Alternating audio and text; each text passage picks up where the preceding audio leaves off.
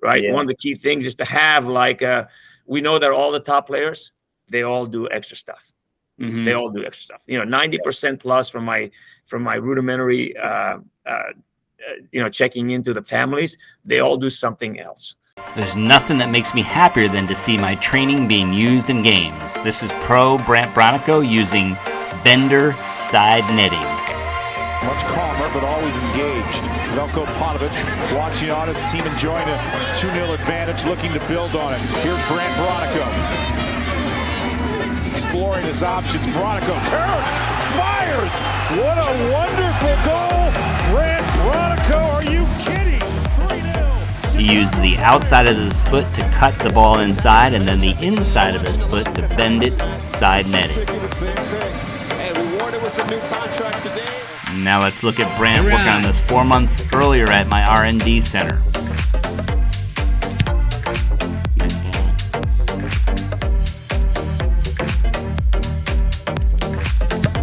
Nice ball, well done. This last one was perfectly struck. No pro goalkeeper would be able to get this one. Looks a lot like the one he scored in the game.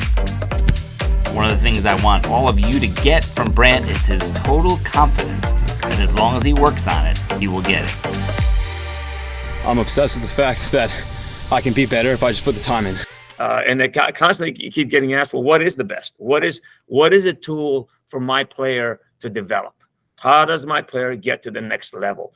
I went to some of the ACC schools and I said, what did your players do when they were 9, 10, 11, 12 years old? Because that's when my daughter started. She started at 10 years old. And I wanted to know, because if you know what people do, if you know what they did and you can follow in their steps, you're going to get as good as you possibly can get.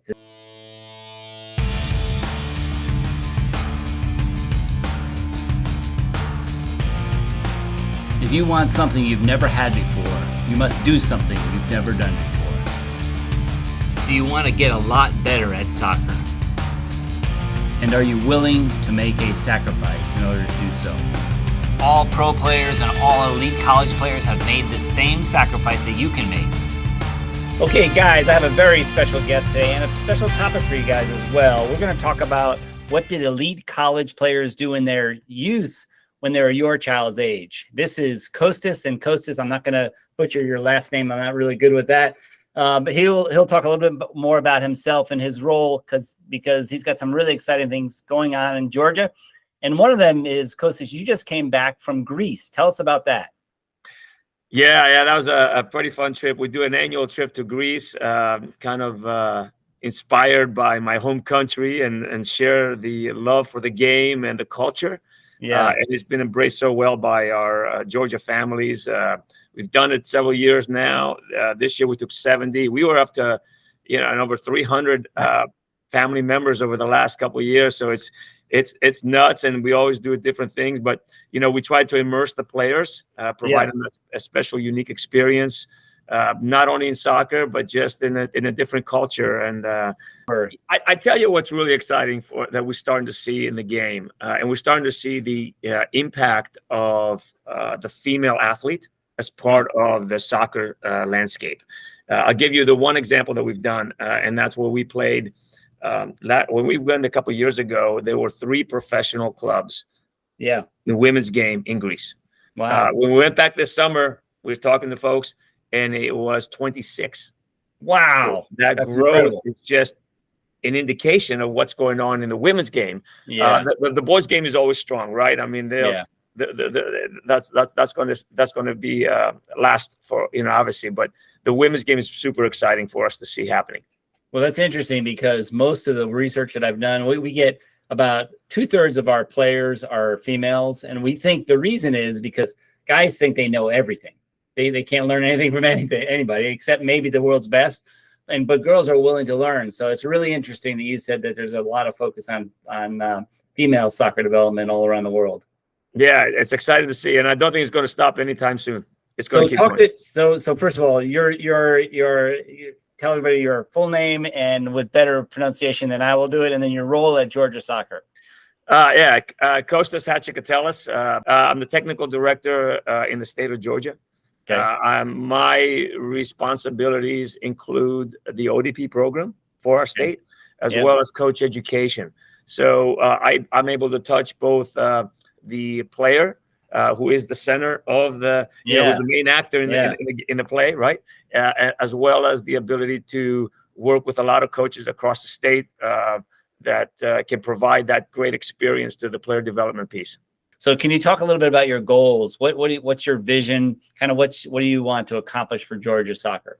Yeah, so I focused it on the ODP side, right? Because Yeah. of the player development piece and then the discussions that we've been having as well, and why we've brought Captain Elite as part of the curriculum as how we go forward in our landscape, right? We don't touch our players very often.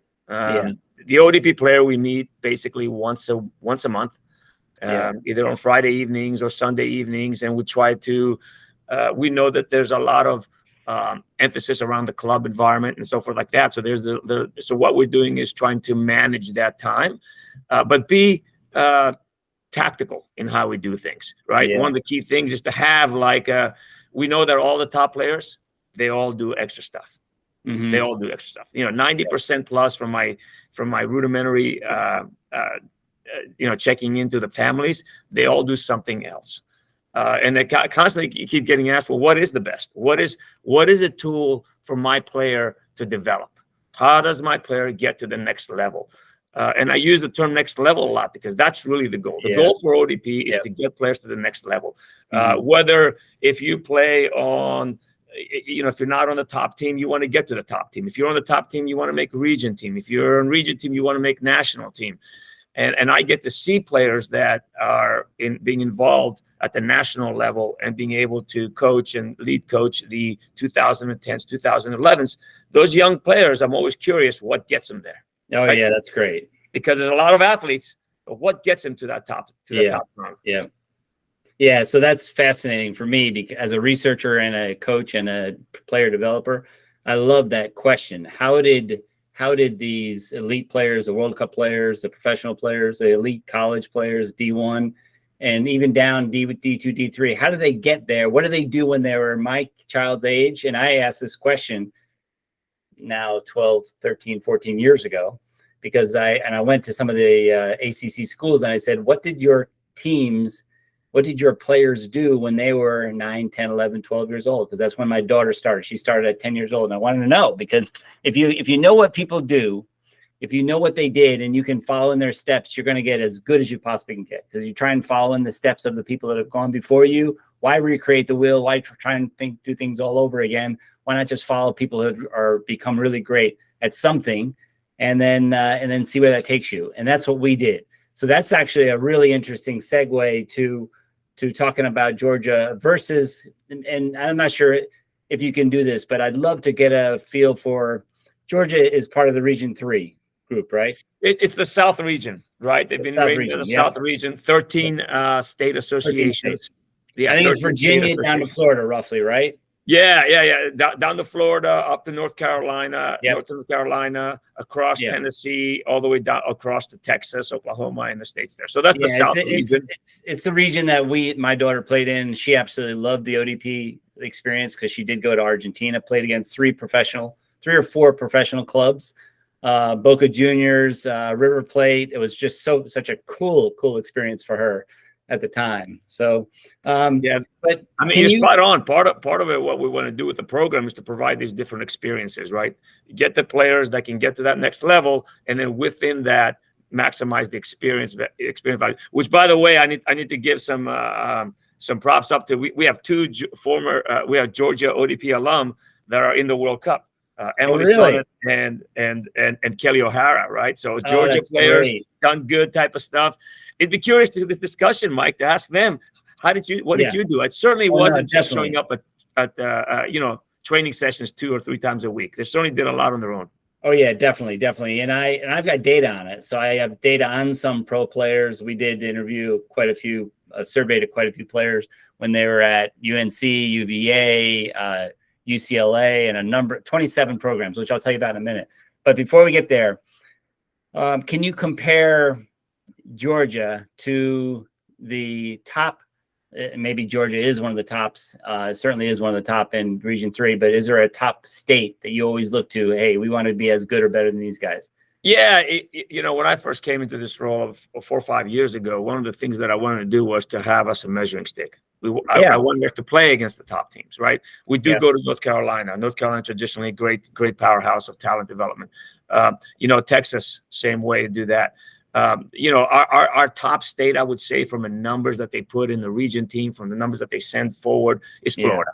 I'm not going to blame it on just numbers. I'm going to blame it on quality. Yeah, because look at Iceland. Iceland, you got the Iceland story in the European soccer. It's a very small program, but can do extraordinary things. Exactly. So how would you rate? Let's talk about only things that your players can control. How would you rate your program versus Florida on, say, work rate? And it's just kind of a guesstimate.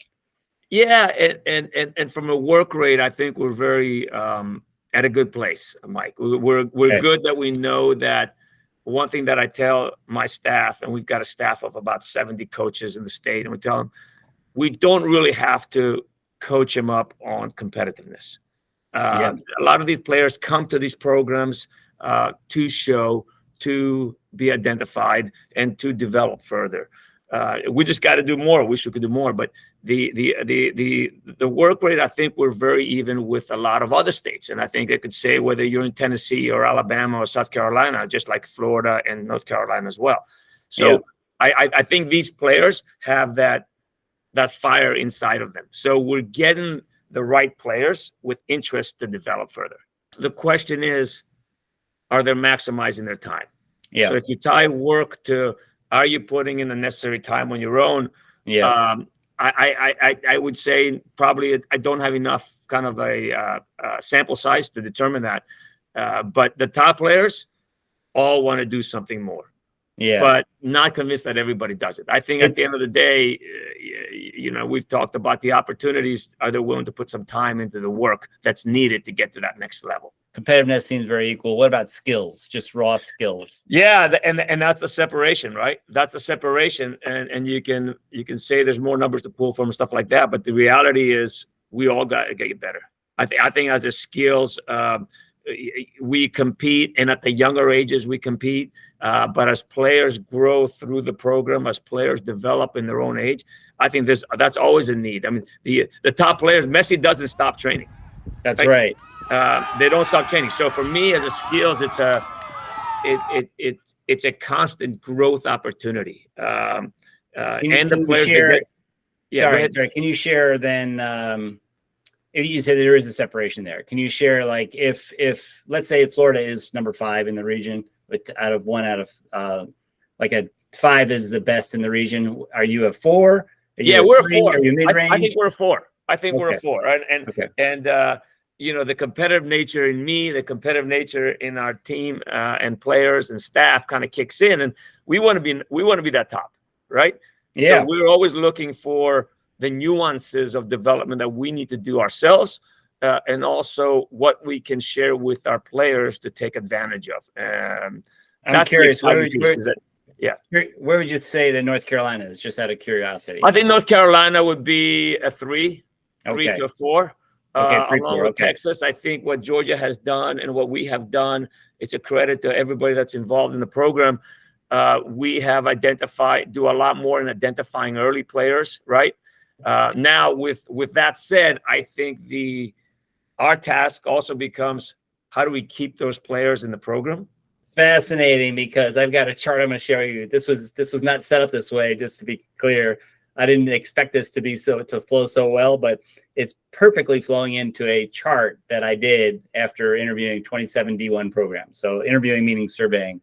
So, and they included schools like UNC, UVA, NC State, Northwestern, Vanderbilt, UCLA, a lot of Southeast, but also throughout the country as well. And I'm going to share with you this screen, because this is the part of the science of player development, by the way. This is the science of player development, and answer my question and your question too. What did these kids do that are now professional, that are now elite college or out of college? What did they do when they were my kids' age, 9, 10, 11, 12, 13, 14, 15, 16 years old? What did they do? Because if you can mirror that, you can emulate that, you can put it into a package and say, hey, follow this program, and you can get as close to that realizing what they've done as possible. this chart, can you see it? Yes, absolutely. Okay. So here's what's interesting about this. There's 3 charts in here, and this is real data, but it's been smoothed out to make it easier to read. But I do have this calculator in our program. The calculator will tell them how much these college players trained in their youth to master ball skills, mostly on their own and outside of normal team practices. Knowing this is incredibly valuable because you now know and can follow what elite college players did when they were your age. Too uncanny. Man, it's almost like you copied what we deal with every year as we turn the page on the older ages. Yeah, that's exactly right. And what happens is this is what we found out. They haven't built the mastery here. They haven't put enough time in here to want to keep going. So this is really key. If we can get them as a group to be master the ball by 13 or 14 years old. Now in Europe, they'll tell you they want their players to master the ball by 12. And I think in America, okay, it's going to be a little bit later, but before they go to high school, you really want the players to master the ball as much as possible and put the real hours in and the real ball mastery in by the time they get in 9th grade. And realistically, they can continue probably 1 or 2 years in high school, but it's so hard to all of a sudden restart and do a full program as a 10th grader. Okay, now you can do it, and there are players that have done it, but it's really difficult. So you got to master the ball early. And this is just showing you that the idea is that it only takes about an hour to an hour and a half difference between the people that fall off in the blue to people that stick with it in the green and stick with it in the purple. It's about an hour to hour and a half difference per week. That's it, to get one level up. And here's the other one. I'm going to pick a player, and we're going to go through a real calculation here. I'm going to call it Costas. All right, how's that? Costas, that guy needs a lot of work. How old do you want to be, Costas? He needs a lot of work. Yeah, how old do you want to be? 9, 10, 11? I want to be 11. That's Okay, a good age 11. for us. Yep. Okay. One time a week. Okay, this is one time a week, and then how many minutes? Maybe 30 minutes. Okay. Yep. Okay, so here's what it does. It's showing Costas is that one time a week, 30 minutes. That's basically 24 development hours per year extra that you're getting because it's only 30 minutes a week, 48 weeks. And then the average D1 is about almost 4 times that. And then the elite D1 is about, it's going to be about 8 times that. So this shows you, this is real data that I have from D1 players, average D1 players. They'll train about 50 minutes a session. This is just the average, and they'll do it about roughly 2.5 times a week. So let's say they get 110 minutes in a week, 120 minutes in a week. So they can do, what I would do is if I was an 11-year-old player, I would say I would train 3 sessions a week and about 45 minutes each. But if I wanted to be an elite player, I would train 4 sessions a week and I would train probably an hour each. And this is extra sessions, extra training on their own at home, in their basement, in their backyard. This is a new record for 20 cones messy dribbling by Allison Travis. Check out her body posture, her head position, how fast and smooth this technique is. This is very well done. And then, okay, so does that make sense?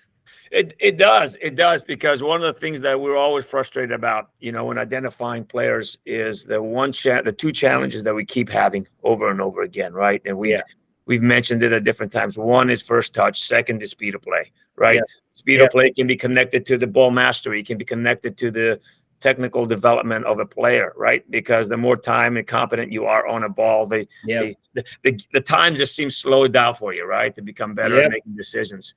But if you have confidence on the ball, if you have confidence to do the technical elements of the game, your speed of play becomes faster, right? But this is something they can control. They can control their work rate. They can control their grit, which I'll talk about in a minute. They can control a lot of their skills, a whole lot of their skill development they can control. And then the second part is this research that my daughter and I did. She interviewed and was a player at UNC for a year. She interviewed 4 really key people that set the foundation for what we did in our player development science of player development.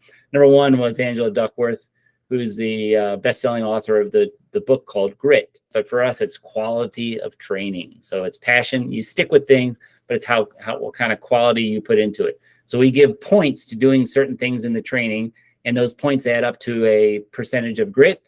And if you can get the percentage of grit over 100%, it's almost like, I mean, we've never seen it with thousands of players, them not develop the skills if they keep their grit above 100%. We've never seen it. That's the first thing. That's Angela Duckworth. The second person that we worked with was Carol Dweck, and she's on the Mindset. She was a best-selling author of the book Mindset. And the third person is Anders Ericsson, who is the king of deliberate practice. And we did a lot of projects with Anders, a lot of projects. Cameron and I did a lot of projects with Anders. And his is all around deliberate practice. And deliberate practice is, how do you take what's the best possible way of using 30, 45, 60 minutes to learn the most possible technical skills you can in that period of time? It's called deliberate practice, and we built that into our programs as well. The last person is Anson Dorrance, and Anson is a master at competition. So we use scoreboards, we use competitive fury, competitive fire to get players to compete with themselves with a fury, with a fire, and then to get them to compete with their other teammates as well. And really, this is where we feel, and I feel, is that Captain Elite is a great model, right? They can take the other pieces that we just don't have enough time to touch on. And they probably don't do enough on their own anyway. Yeah. I'm convinced one of the other sayings and works that we have is that better environments create better players. So this is an opportunity where we can put an umbrella of services like a Captain Elite with these players to get themselves to the next level, right? You want something you haven't had before. You got to do something you haven't done before. And you really, hopefully your players will get that, and will get more. What I love about this is that they can do it kind of almost anywhere. And that's why I'm so excited about working with you, is your passion, your vision, and you got a great culture there. And I tell you, and we get these questions from parents. You know what I mean? My son or my daughter has this fire, right? How do I fuel it? How do I make it, how do I spurn it on? How to create more opportunities for her or him? So we're starting to see more of that, and the parents are starting to look for these answers, especially with parents that haven't gone through the cycle, right? They haven't gone through a family of soccer players and so forth. So it's kind of cool to see that through their eyes. It's really and that's what inspires us, Mike, to do better, right? To find these resources for them, these tools to get to the next level. Because I'm still convinced I still want to be Florida. I still want to be #1 in the South region. I want to send more players to the World Cup and the national teams. I want to be able to fill the rosters of region and national teams through our ODP program and our state players. So it all boats rise for sure the more we do it. So I also asked Gabby this question. I said, why do you think there aren't more players who are willing to train on their own? And she had an interesting answer. What do you think it is? What is it in your view? I think part of it is they don't know what to do, right? They don't know what to do. That's part of it. There's not any kind of structure to let them know, hey, do this on your own, right? And I think we've created this robotic training models that they have to show up on some field with 20 other kids to get to train. And there's other things that they can do on their own, right? There's things that we encourage them to do. And then the second piece of it, I think, is and another quote that I have is be comfortable being uncomfortable. Do the things, do things that are, that is going to set you apart. Do things that are stretching for you. Stretch to do. I saw when you came down to the camp, I saw some kids that really struggle with some of those activities that you set up with our trainer, with your trainers. But I tell you what, the other thing is I also saw a bunch of kids that are willing to say, I'm going to keep doing it. I want to keep doing it. And it's cool to see. It's very rewarding. Yep. So that's interesting. Being comfortable in the uncomfortable. That's Anders Ericsson. He says, if you're too comfortable in your training, you're not getting any better. So you've got to get outside your comfort zone. Where you fail, at least 40% of the time. You don't want to fail 60% of the time constantly because you're kind of not learning from it. But if you're failing 2/3, 1/3 of the time, even up to 50% of the time, you have enough success that'll keep you going, but you have enough failure that it's how you learn faster. You're pushing yourself. And I tell the kids when they're older, I said, you're not going fast enough. You should be almost literally falling over when you are doing these exercises. When you are at that level, you want to be almost falling over. And of course, the best players that they get that and they push it. And they'll fail a lot. They take risk. They do things unusual in the field, but that's because they understand that they've got to broach that line. Yeah. And so I'll tell you what Gabby said. She said complacency. What happens is a lot of the people that she's familiar with in her clubs and her youth and even in college, they get to a certain level and they say, yeah, I've arrived. Do I really need to do this anymore? But I like yours because it actually appeals to me because I do believe that there is this culture of you got to do it a certain way. You got to go to all these, you got to play more games. And if Anders Ericsson was here, I wish I had him. He had passed away 2020, March of 2020, right after COVID kicked in. And it's just so sad. But he would say, you don't get better in games. Playing more games is not going to help you get better. You've got to actually master the ball. You got to master the skills to help you get better and learn how to compete more effectively. And so most people don't really think that way. So it's a really interesting way that you are looking at this. So tell me then, what one piece of advice do you have for players wanting to get to the next level? How can they take advantage of what you're trying to accomplish? How can they get to the next level? Yeah, I'll go back to how can players improve their first touch and increase the speed of play. I'll go back to those two elements that we keep seeing even at the highest level. The difference is, we're very fortunate, Mike, in this country. We've got great resources. We have great athletes with wonderful families that support these athletes. And then so it's sometimes doing things non-conventional, right? Mm-hmm. Doing things beyond the traditional ways because it's always been done that way. Mm-hmm. I think yours is a program like that we can actually leverage as at least as an ODP membership to get better. And I just want everybody to in order to get to that next level, there's not a ceiling. There's not a ceiling for, like you said, some of those players that, I made it. Well, not really. Yeah, that's right. I love your story of your pro player that went to Chicago, right? I mean, what a great story.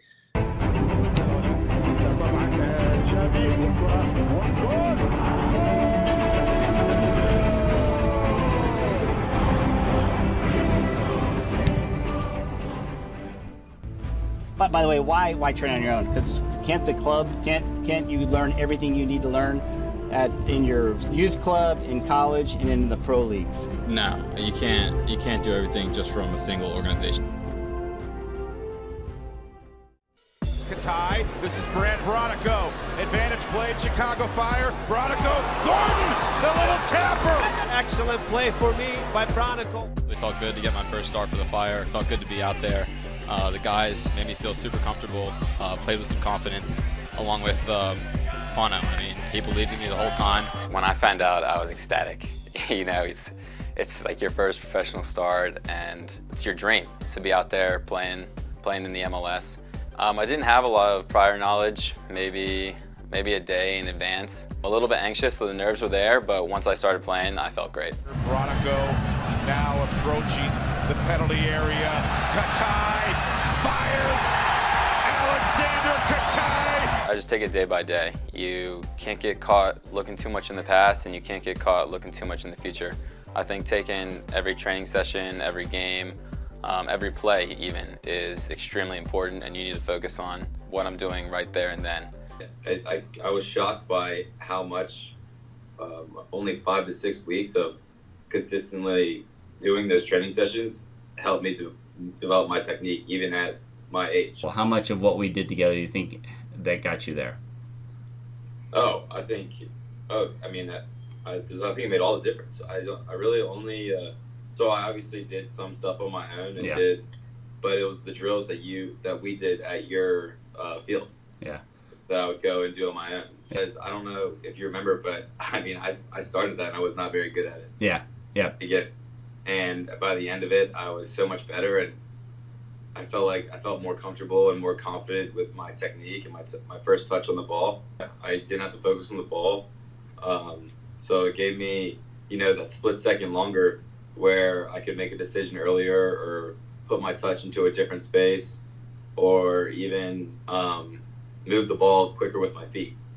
And it just kind of gave me more freedom and opened up more options for when I received the ball and where I needed to go with it. We had an open, I don't know if it counts the Open Cup game we played last Wednesday, but we went to double overtime and I played the full 120 minutes and we won in penalty kicks 10-9. Did you shoot? Did you? So you? I shot 6. Yeah. And I was in mine.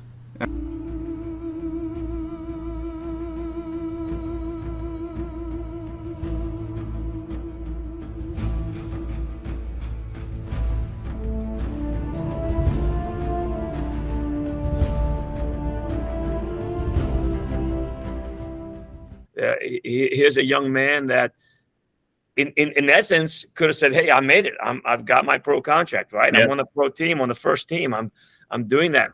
But then realized, wait a minute, I want to get better. I want to get to that next level. Yep. I want to be in the starting 11. I want to be, get more minutes on the pitch. Those are the players that win.